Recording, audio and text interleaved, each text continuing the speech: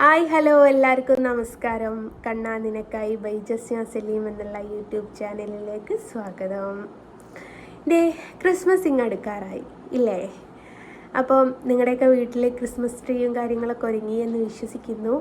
നമുക്ക് ജാതിയും മതവും ഒന്നും ഇല്ലല്ലോ, നമുക്ക് ആർക്ക് വേണമെങ്കിലും ആഘോഷിക്കാവുന്ന ഒരു ഇതാണല്ലോ ക്രിസ്മസ് എന്ന് പറയുന്നത്.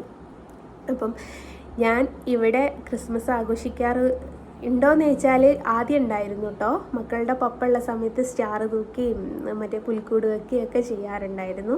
ഇപ്പം അങ്ങനത്തെ കാര്യങ്ങളൊന്നും ഇല്ല. അപ്പോൾ എൻ്റെ മക്കൾ ക്രിസ്മസ് ആയതുകൊണ്ട് ഒരു വിഷ് ചെയ്തിട്ട് ഒരു കാർഡ് ഉണ്ടാക്കിയിട്ടുണ്ട്. അപ്പോൾ ചന്ദനം ചാരിയ ചന്ദനം മണക്കുമെന്നൊന്നും എനിക്കറിയില്ല. എൻ്റെ മക്കളായതുകൊണ്ട് വരയ്ക്കാൻ അറിയാം എന്നൊന്നും ഞാൻ പറയില്ല. പക്ഷെ എന്നാലും അത്യാവശ്യം ഇപ്പോഴത്തെ പിള്ളേർ, ഈ പ്രായത്തിലുള്ള പിള്ളേർ വരയ്ക്കും പോലെ വരയ്ക്കും കേട്ടോ. ഇനിയിപ്പോൾ എൻ്റെ കുട്ടി വരച്ചിട്ടില്ല, നന്നായിട്ടില്ല എന്നൊന്നും പറഞ്ഞ് കമൻ്റ് ഇടണ്ടെന്ന് വിചാരിച്ചിട്ട് പറഞ്ഞതാണ്. അപ്പോൾ അവർ ആർക്കാണ് ഈ ഇത് വിഷ് വെച്ച് വിഷ് ചെയ്തതെന്ന് വെച്ചാൽ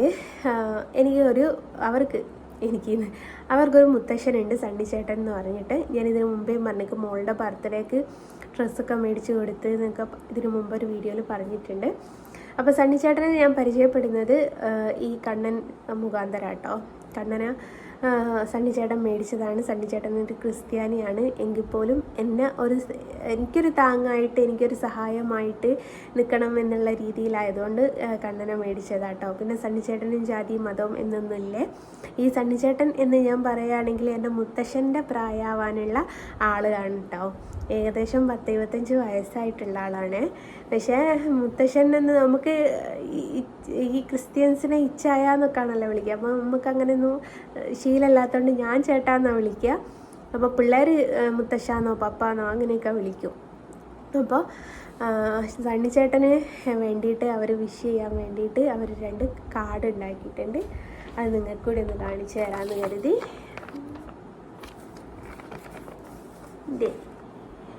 ഇത് എൻ്റെ മൂത്ത സന്താനമായ ലെൻഷാൻ ഉണ്ടാക്കിയതാണ്. എൻ്റെ മൂത്ത മകൻ ഉണ്ടാക്കിയതാണ്. ക്രിസ്മസ് വിഷ് ചെയ്തിട്ട് എങ്ങനെയുണ്ട് കാണുന്നില്ലേ? ഇത് അവൻ്റെ ക്രിയേറ്റിവിറ്റി ആട്ടോ.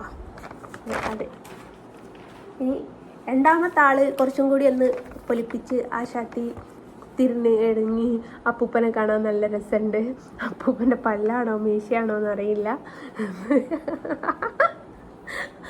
അവളവിടെ നിന്നിട്ട് പിന്നെ എന്നെ നോക്കി ദേഷ്യം പിടിക്കുകയാണ്. കാരണം ക്രിസ്മസ് അപ്പൂപ്പൻ ഗിഫ്റ്റും കാര്യങ്ങളൊക്കെ കൊണ്ടുവരലുണ്ടല്ലോ. അവൻ്റെ കയ്യിൽ ഗിഫ്റ്റും കാര്യങ്ങളൊന്നും ഇല്ല. പക്ഷേ ഇവള് ഗിഫ്റ്റും നമ്മളെ ക്രിസ്മസ് ട്രീയും കാര്യങ്ങളൊക്കെ ആയിട്ടാണ് അവളുടേതുള്ളത്. കാണുന്നില്ലേ? വേറെ ഒന്നും കൂടി ഇല്ലായിരുന്നോ? എടേ വേടുത്തുണ്ട ഒന്നും കൂടി ഉണ്ടോലും. പെട്ടെന്ന് കിട്ടിയാൽ ഞങ്ങൾക്ക് കാണിച്ചു തരാം. അത് ഏത് വേണം എന്ന് അറിയാൻ വേണ്ടിയിട്ട് ഒന്നിൻ്റെ കൂടെ ഒന്നും കൂടിയും അങ്ങനെ ഒരു സ്വഭാവം ഉണ്ട് കേട്ടോ. എന്തെങ്കിലും ഒരു വർക്ക് ചെയ്യാൻ കൊടുത്താൽ ഒന്നിൻ്റെ കൂടെ ഒന്നും കൂടി ഒന്ന് ചെയ്ത് നോക്കും. എന്നിട്ട് ഏറ്റവും ബെറ്റർ ഏതാണോ അതാണ് കൊടുക്കുക.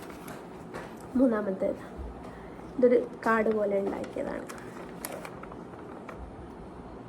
ഇതിൽ അപ്പൂപ്പനും അമ്മൂമ്മയും ഒന്നും ഇല്ല കേട്ടോ.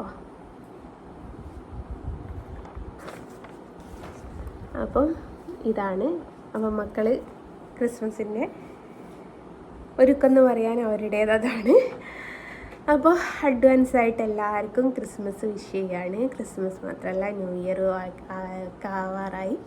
നമ്മുടെ 2024 വന്നു പോയി എന്ന് പറഞ്ഞിട്ടാണ്. അപ്പോൾ എല്ലാവർക്കും ഒരിക്കൽ കൂടി ഹാപ്പി ക്രിസ്മസ്. Okay, by.